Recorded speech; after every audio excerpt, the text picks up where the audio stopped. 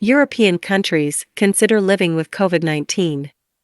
Some European countries are making new policies to deal with COVID-19 as a usual infectious disease, similar to the flu, and not as a public health crisis.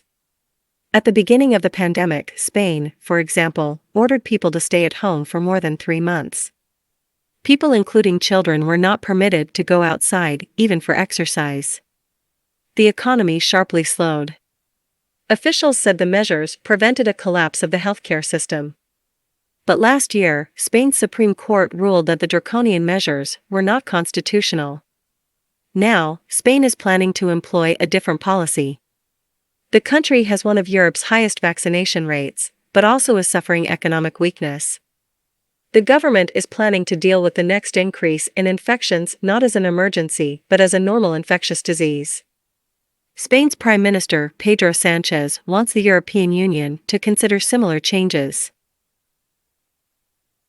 The goal is to move away from using crisis measures and toward treating the new coronavirus in the way that many countries deal with the flu and measles. Other European countries, including Britain and Portugal, are planning similar action. Britain lifts measures in Britain. Prime Minister Boris Johnson told Parliament Wednesday that the infectious Omicron version of the new coronavirus has peaked nationally. Johnson said beginning on January 27, many COVID-19 measures would end. These include required vaccination proof to attend public events. The country will also end its requirement that face coverings, or masks, be worn in public. As of Thursday, British secondary schools no longer require mask use. We will trust the judgment of the British people and no longer criminalize anyone who chooses not to wear one, Johnson said. Last month, British officials renewed strong restrictive measures to slow the spread of the Omicron version of the virus. Johnson noted that more than 90% of those over the age of 60 in Britain have had a third additional, or booster, vaccination against the virus. COVID-19 as endemic. Portugal has one of the world's highest vaccination rates. On New Year's Day, President Marcelo Rebelo de Sousa said the country had moved into the endemic phase of the pandemic. Endemic means a disease will continue to exist in some areas for years to come.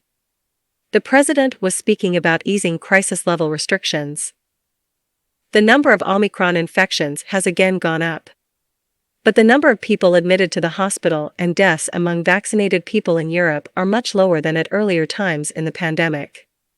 In some places, the idea of returning to normal life can conflict with efforts to get more people vaccinated. In Germany, for example, 73% of people have been fully vaccinated.